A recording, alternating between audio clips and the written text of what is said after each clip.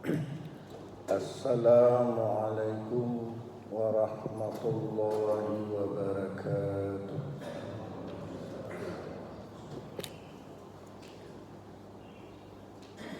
Alhamdulillahi rabbil alamin. Assalatu wassalamu ala asyrafil anbiya'i wal mursalin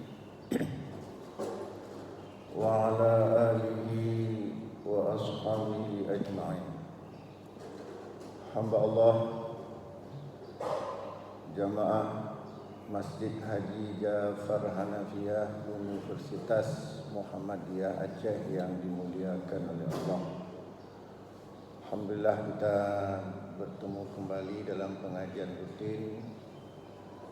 Saya tadi hampir lewat ya. Rupanya subuh sekarang itu jam 5:23. Biasanya perasaan jam 5:15.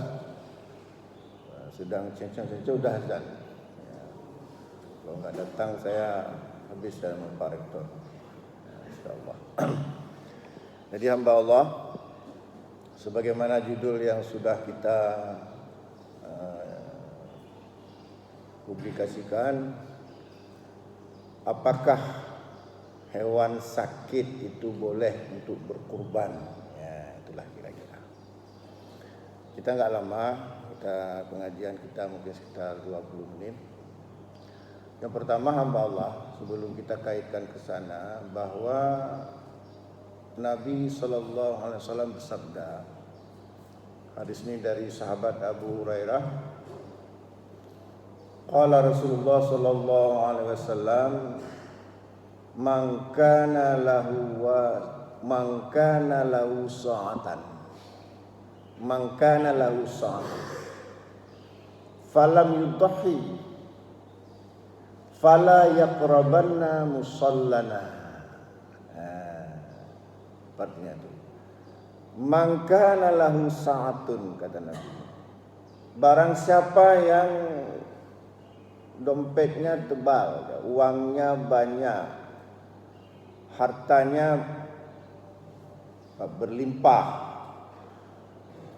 punya kemampuan, tapi nggak mau berkorban, iyo ke KBP, fala yaqrabanna musallana, kata Nabi, jangan dekat-dekat tempat salat air. Gede. Ya. Jadi kalau kita punya kemampuan dan tidak mau berkorban, enggan berkorban, takwa bepeng, padu 2.800.000 atau 3 juta. Rumah 3 juta itu tambah 2 juta lagi di depan airport. Mana ni ya? Padahal kita mampu. Fala yaqrabanna musallana, kata Nabi. Musallana. Maka jangan dekat-dekat tempat salat kami. Maksud tempat salat di sini adalah lapangan salat Idul Adha, Betoto. Nah, kalau di masjid ni saya lihat itu mampu semua ni. Hanya ni yang dekat-dekat. Nah, kan coba kita. Seandainya kalau tidak ada sahabat yang dia ada sahabat yang dia tidak berkurban karena takut dianggap wajib, maka para ulama sepakat hukum kurban itu wajib. Sehingga turunlah karena ada qarinah, turunlah yang seharusnya dianggap wajib menjadi sunat muakkadah. Ya, walaupun sunat muakkadah itu kan hampir wajib. Hampir wajib. Ya, jadi biar ada jelas, cuma setahun sekali kita ya berkurban rame-rame di sini. Ya. Yang kedua hamba Allah, kriteria hewan kurban. Kriteria hewan kurban itu bagaimana? Yang pertama, kriteria umur. Kata Nabi, la tasbahu illal musinnah. Jangan kamu potong hewan kurban, kata Nabi, kecuali memasuki kategori musinnah. Artinya safar. Kan ada Abu Daud dan lain-lainnya. Kata Nabi, la tasbahu illal musinnah, jangan kamu potong hewan kurban kecuali masuk kategori musinnah. Ya, musinnah lagi nama wino.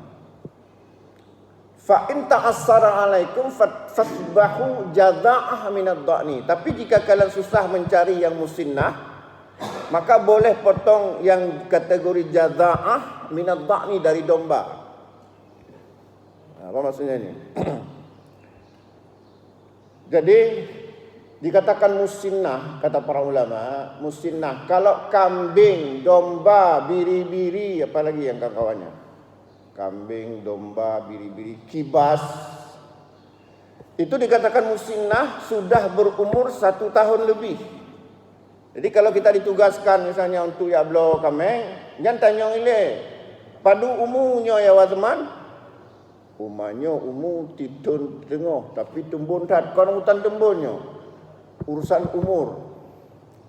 Jadi kalau kambing, biri-biri, domba, kibas itu dikatakan musinnah berumur 1 tahun lebih. Itu dikatakan musinnah. Kalau sapi, kerbau, lembu, sapi dengan lembu mau beda apa? Saboh. Jadi ada sapi, lembu, kerbau. Sapi dan lembu saboh. Tapi kalau kami di Aceh Selatan sana tu, dari Abdia Selatan tu membantai kabau namanya. Kami tidak ada potong lembu. Kami membantai kabau. Jadi bahasanya memang bahasa ngeri, membantai kabau. Jadi kerbau kami. Jadi kerbau dikatakan musinnah, sapi itu 2 tahun lebih. 2 tahun lebih. Jadi kalau membeli kerbau, sapi, tanya tahunnya. Kalau 2 tahun lebih itu boleh. Kemudian ada ukuran adat ya, katanya kalau sudah 2 tahun lebih itu giginya sudah ompong lah, macam-macam. Itu hanya gejala biologi saja. Tapi kalau ketentuan syariahnya adalah la tasbahu illal musinnah, jangan kamu potong hewan kurban kecuali musinnah. Musinnah itu maksudnya kalau sapi, kerbau berumur 2 tahun lebih. Kalau unta berapa? 5 tahun lebih. Nah, dalam hadis tadi khusus kambing, domba dan sejenisnya, kata Nabi, la tasbahu ilal musinnah fa in ta'assara alaikum fasbahu jaza'ah minad dha'ni. Jangan kamu potong hewan kurban kecuali memasuki kriteria musinnah. Jika susah mencari musinnah, boleh potong yang jaza'ah dari domba. Ya, jadi gini maksudnya. Sudah kita cari kambing yang berumur 1 tahun lebih, enggak dapat-dapat. Ke Lampenerut kita cari di Lung Raya, Sibre. Enggak dapat-dapat. Sebenarnya ini mau dipotong. Nah, bolehlah yang kategori jaza'ah. Jaza'ah itu maksudnya hampir setahun. Hampir setahun. Misalnya berumur berapa misalnya? 11 bulan. Hampir setahun. Nah, itu kategori umur. Ini syariatnya, hukumnya. Yang kedua kategori fisik. Nah, ini baru tadi masuk dengan judul ini. Relevan dengan judul. Kata Nabi, arba'un la tujzi'u fil adahi. Ada 4 kriteria yang tidak boleh dijadikan hewan kurban. Hadis ini diluatkan oleh sunan yang berlima. Sunan yang berlima itu siapa aja? Sunan Abu Daud, Sunan Tirmizi, Sunan Nasa'i, Sunan Ibnu Majah. Rawahul khamsah kalau istilahnya. Jadi kata Nabi, arba'un la tujzi'u fil adahi. Ada 4 kriteria yang tidak boleh dijadikan hewan kurban. Kemudian para ulama dari 4 ini kemudian menambahnya lagi. Tapi intinya pada 4, berporos pada 4 kriteria ini. Yang pertama kata Nabi, al-aura'u al-bainu auruha. Yang buta dan nampak sekali butanya. Nah, Jadi kambingnya udah pakai kacamata hitam, raba-raba, itu tidak boleh. Kecuali kalau rabun-rabun sikit itu dibolehkan. Makanya Nabi mengatakan al-aura'u al-bainu auruha. Yang buta dan nampak sekali butanya, itu nggak boleh. Jadi periksa matanya. Jadi tidak boleh ada cacat di matanya, kecuali ya kira-kira yang hal-hal yang kecil lah. Misalnya juling-juling sikit, kena kita taruh di bawah. Kalau dulu rumah Aceh kan taruh di bawah. Karena rumah Aceh kalau pakai tiang dulu. Kadang-kadang kalau ada juling macut itu tidak apa-apa. Tapi kalau misalnya parah sekali julingnya, nggak enak dipandang, itu sebaiknya nggak usah. Jadi bukan hanya sekedar buta sebenarnya, yang ada cacat di matanya. Tapi intinya buta. Yang kedua kata Nabi, wal maridatu al-bainu maraduha.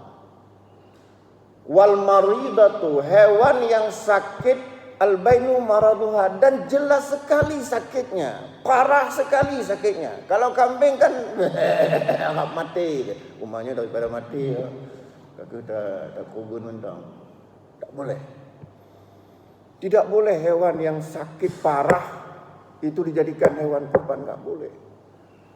Nah kalau kita lihat Nabi ya, kurban Nabi dalam sebuah hadis ya yang sahih diriwayatkan oleh Imam Bukhari, Muslim dan lain-lainnya. Ya, disebutkan oleh sahabat, dhaha Rasulullah sallallahu alaihi wasallam bi kabsyaini amlahaini aqranaini.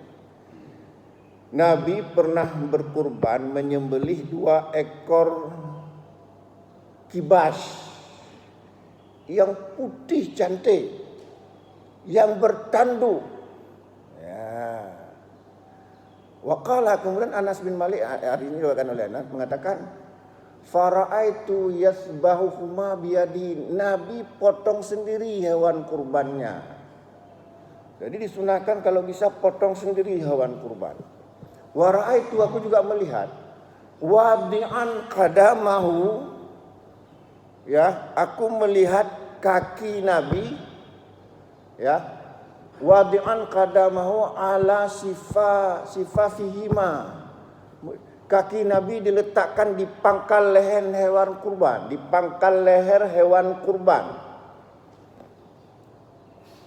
Waqal, kemudian Nabi mengucapkan sama bismillah wa kabbara, bertakbir. Jadi cara potong hewan kurban Nabi gimana? Kaki sendiri Nabi potong, enggak dibantu orang lain. Nabi menginjak apa namanya nih? Leher hewan kurban, kibas tadi. Kemudian potong, mengucapkan apa? Bismillahirrahmanirrahim, Allahu akbar. Minimal itu. Minimal. Tapi kalau kita tambah bismillahirrahmanirrahim, Allahu akbar, Allahumma, ya, Allahumma minna walaka. Misalnya Allahumma minal fulan, disebutkan namanya, enggak disebutkan enggak apa-apa, Allah enggak lupa, enggak silap. Tapi yang paling penting bismillah dan takbir. Takbir juga kalau lupa enggak apa-apa, yang penting bismillahnya. Ya. Dah. Jadi Nabi menyembelih dengan 2 ekor kibas yang sangat cantik. Maka pernah dalam satu pengajian saya bilang, kalau kita betul-betul mengikuti sunnah, kambing itu jangan 3 juta, 4 juta baru cocok. Kalau ingin yang cantik. 4 juta itu sudah pasti paten tuh. Ini 3 juta, minta kurang lagi. Ya sudahlah, goyang-goyang kambing. Terlebu sudah ini. Jadi yang kedua kata Nabi, wal maridatu, yang sakit, al-bainu maraduha, yang sakit dan nampak sekali sakitnya, enggak boleh untuk hewan kurban. Yang ketiga kata Nabi, wal arja, ya, al-bainu dal'uha, yang pincang dan nampak sekali pincangnya. Kira-kira kambing itu jalannya kletek. Orang sudah sampai ke kandang dia masih lempen nerut gitu, kletek dengan jalan kaipot betul. Itu tidak boleh. Yang pincang dan nampak sekali pincangnya itu tidak boleh untuk hewan kurban. Jadi kayak patah kaki itu tidak boleh. Kecuali kalau hoyong-hoyong sikit itu tidak apa-apa. Kemudian yang terakhir kata Nabi, wal kasiratu. Dalam riwayat kan wal ajfa wal kasiratu allati la tumti. Yang kurus sekali sehingga tidak bersumsum. Kurus sekali. Kalau lembu kan tulang belakang itu sudah runcing, kena kita tetanus itu. Cekang. Yang ada capek aja orang potong, itu tidak boleh untuk hewan kurban. Nah, dari 4 inilah kemudian para ahli fikih menambahnya macam-macam. Intinya 4 ini yang harus kita jaga sehingga betul-betul hewan kurban kita itu sempurna. Jadi yang pertama tadi apa? Yang tidak buta, yang kemudian yang tidak sakit, kemudian yang tidak pincang, dan yang ketiga tidak kurus. Dah, sedikit lagi. Kemudian hamba Allah, bagaimana dengan kulit? Banyak yang tanya, bagaimana nih dengan kulitnya nih? Kulit hewan kurban itu gimana? Boleh nggak dijual? Ya. Ada hadis begini-begini.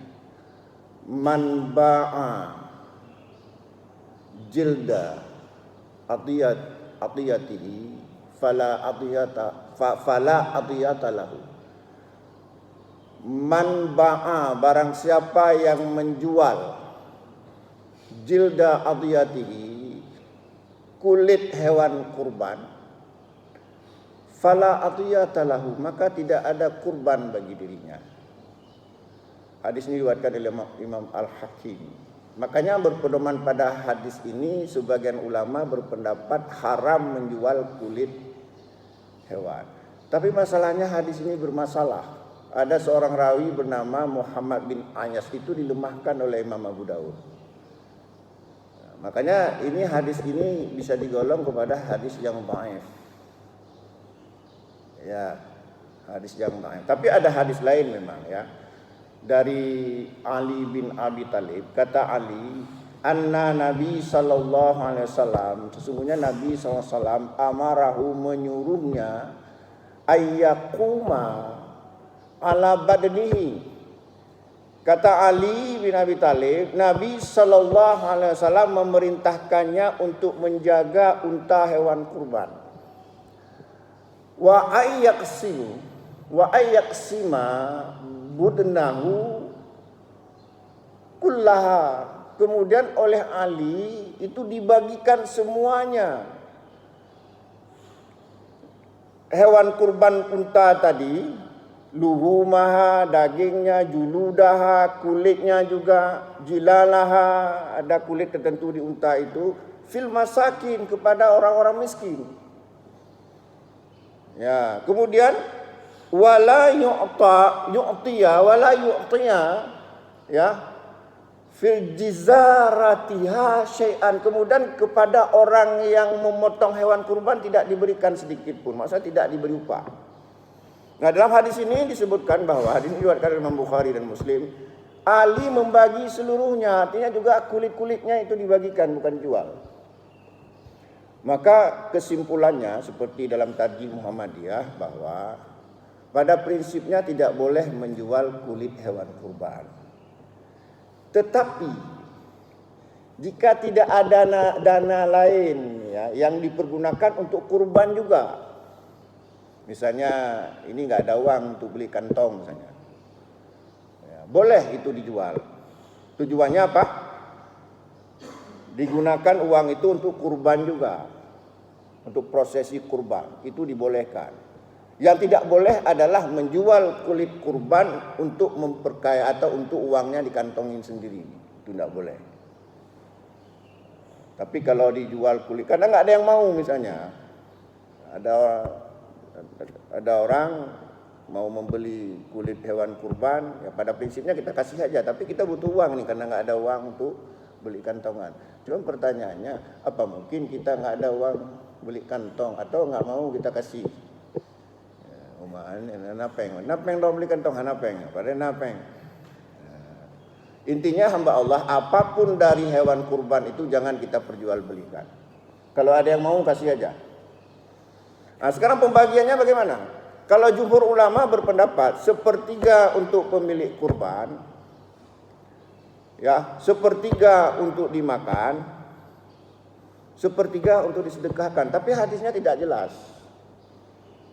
Tidak jelas hadisnya. Tidak bisa dijadikan pegangan. Ada juga hadis kulu makanlah, watasaddiqu sedekahkanlah, wadakhiru simpanlah. Jadi kalau hadis berpedoman pada hadis ini, sebagian dimakan, sebagian disedekahkan, sebagian lagi disimpan. Dalam hadis lain dikatakan kulu makanlah sebagian, wa at'imu berilah makan keluargamu sebagian, wa tasaddiqu bersedekahlah sebagian. Jadi intinya kalau saya pelajari, karena tidak ada hadis yang jelas yang mengatur pembagian ini, kondisional aja. Kondisional aja. Bagaimana butuhnya? Nyoleh orang miskin, tak oleh orang miskin. Kemudian boleh nggak kita masak-masak di tempat? Ya boleh, itu kan makna kulu makan itu kan. Makanlah itu maksudnya ya makan, termasuk makan di tempat. Seperti hadis ini. Kata hadis ini disebutkan bahwa karena Nabi SAW la yakdu yaumal fitri hatta yakula wa la yakulu yaumal adhi hatta yarji'a wa yakulu min adiyatihi. Nabi ketika pergi salat Idul Fitri makan dulu, dan beliau tidak makan ketika pergi salat Idul Adha. Beliau baru makan ketika salat Idul Adha, ketika pulang, dan beliau makan dari hewan kurbannya. Jadi ketika beliau berkurban, langsung makan, berarti masak di situ. Bisa dipahami seperti itu. Jadi nggak apa-apa masak seperti kita, nanti ambil sedikit, buat kuah belangong untuk masak-masak panitia, itu dibolehkan. Karena itu termasuk hari nahar, itu termasuk hari ya yaumun aklin wa syurbin wa dzikrillah ta'ala, hari makan minum dan hari berzikir, termasuk hari tasyrik. Hari tasyrik yaumul tasyrik, yaumid dzakhi, ya, yaumid dzakhin wa yaumi aklin wa syurbin wa dzikrillah ta'ala. Hari tasyrik juga hari penyembelihan, hari makan minum, dan juga hari berzikir kepada Allah. Jadi pembagiannya itu relatif. Jadi jangan kita, saya berkurban, oh saya harus sepertiga, enggak ada aturan seperti itu. Harus tiga apa, seperti kita ini tiga apa? Tiga tumpuk. Enggak ada keharusan. Yang penting kita prioritaskan adalah fakir miskin, orang-orang enggak mampu. Enggak kita ambil juga enggak apa-apa. Ya, kalau dikasih, kalau diambil. Kalau diambil ya. Kalau dikasih kita ambil. Kalau dikasih kita ambil, bukan kalau kita diambil kita kasih. Itu jadi prinsipnya pembagian itu tidak mutlak. Karena ada satu cerita sama Tengku sama saya, ada ustaz tanya, dia kasih 1 ekor entah lembu entah kambing, tiga kaki diambil untuk dia, sisanya kasih kita, sehingga kita lain-lain tak terima oleh kurban. Jadi 3 entah lembu entah sapi, 3 kaki diambil untuk dia, karena dibagi sendiri itu. Lainnya dikasih serahkan ke kampung. Jadi orang kampung kadang-kadang kan parak juga. Kemudian yang terakhir hamba Allah. Yang terakhir ya, enggak yang terakhir yang berapa udah. Belum nampak yang bawa aku. Nasi ya. Kita lanjutkan aja dulu. Ya. Kapan kita menyembelih hewan kurban? Kata Nabi, man zabaha qabla shalah, barang siapa yang memotong hewan kurban sebelum salat. Ya, sebelum salat nih. Fa innaha tasbahu li nafsih, maka sesungguhnya itu pemotongan biasa untuk dirinya. Jadi bekna pikirannya supaya tanya bek gabuk takoh hilen. Jadi tu golom salat Idul Adha takoh hilen tu lu salat tu tidak ada bagi-bagi mentong. Jadi kata Nabi, man dzabaha qabla shalah, Barang siapa memotong hewan kurban sebelum salat, fa innaha tasbahu li nafsih, maka itu pemotongan biasa untuk dirinya. Wa man dzabaha ba'da shalah, barang siapa yang memotong hewan kurban setelah salat,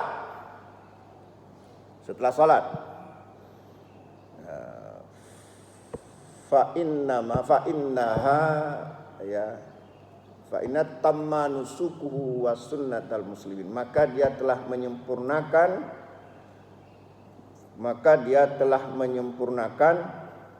kurbannya dan sunnah kaum muslimin. Ya, jadi kalau kita lihat hadis ini hamba Allah, bahwa pemotongan hewan kurban itu di awalnya itu setelah salat Idul Adha, bukan sebelum salat Idul Adha. Begitu. Man dzabaha qabla shalah fa innaha tasbahu li nafsih. Barang siapa yang memotong sebelum salat Idul Adha, berarti itu pemotongan biasa, bukan kurban. Sama kayak orang potong hewan kurban untuk dijual, untuk buat kuah belanga. Nah, kemudian akhir dari pemotongan kapan? Hari tasri, hari terakhir hari tasri. Hari terakhir hari tasri hari tanggal berapa? Hari nahar 10. Hari tasri pertama 11. Hari tasri kedua 12. Hari tasri ketiga 13. Batasnya itu hari tasri ketiga sebelum maghrib. Karena begitu maghrib itu sudah masuk hari baru. Nah, inilah hamba Allah. Ada yang mau bertanya? Oh, ya, sudah satu Pak. Jenis kelaminnya, apa boleh perempuan? Iya. Ya. Jenis kelamin ya. Sejauh ilmu saya Pak, ya, saya tidak menemukan ya ada pembahasan tentang kurban ini mengenai jenis kelamin hewan kurban. Ya. Bahkan Nabi membolehkan yang digasi ya, yang digasi. Kalau digasi kan berarti nggak berlaku lagi kelaminnya, kan?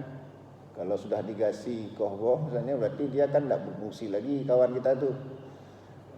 Jadi cuman ya itu dikembalikan kepada kebiasaan kita. Biasanya kita kan memotong hewan yang jantan ya, karena kalau betina itu dia beranak lagi untuk bisnis. Ya, makanya kita biasanya memotong hewan kurban yang jantan. Tapi kalau kita potong hewan yang betina, ya sah saja. Ya, sah saja karena tidak ada hadis yang menjelaskan harus betina atau jantan. Itu sejauh ilmu saya, Pak. Ya, mungkin ada hal lain yang saya tidak ketahui, wallahu alam. Ada lagi yang lain? Ya. Kerbau, boleh dipotong kurban kerbau. Dipotong apa? Kurban. Kerbau. Ya itulah kami di Aceh Selatan sana itu membantai kabau. Ya, kabau itu kerbau. Jadi kata Nabi, kata Jabir bin Abdullah, naharna ma'a Rasulillah sallallahu alaihi wasallam bil Hudaybiyah. Kami pernah berkurban bersama Nabi di Hudaybiyah. Kenapa di Hudaybiyah? Karena dilarang masuk Mekah.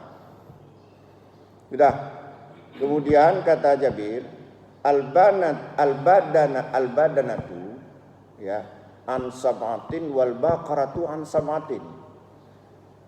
Unta untuk 7 orang, wal baqaratu an sab'atin. Lembu untuk 7 orang. Nah, lembu ini dengan kerbau itu adik-adik apa? Ya.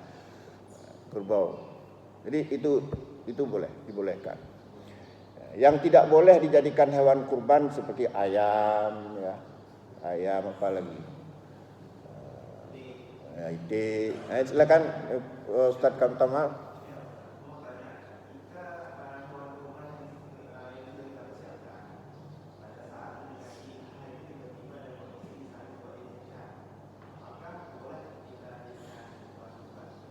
Apa tadi?